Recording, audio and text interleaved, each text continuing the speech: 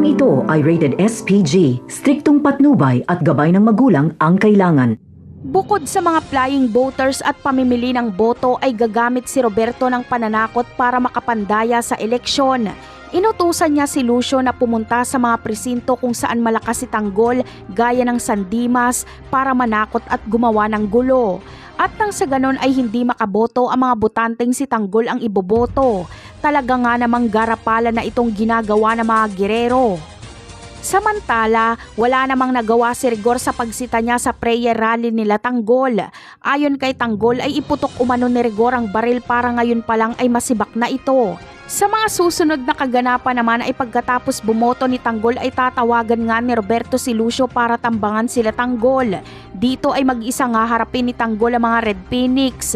Tagilid ang kalagayan ni Tanggol dahil kailangan niyang maprotektahan si Marites at Don Julio. Kasama niya kasi ito sa iisang sasakyan. Kaya kung makakaligtas man dito si Tanggol ay siguradong malala ang kanyang sasapitin. Habang si Don Julio naman ay ikakagalit ng gusto ang pangyayaring ito. Dahil pati siya ay gusto rin umanong patayin ng mga gerero. Kaya pagkatapos ng botohan ay ang mga Montenegro naman ang aatake sa mga gerero. Sisiguraduhin din ni Don Julio na pagbabayarin niya ang mga gerero sa lahat ng atraso nito. Napakarami pa nating dapat abangan sa mga susunod na episode. Paalam!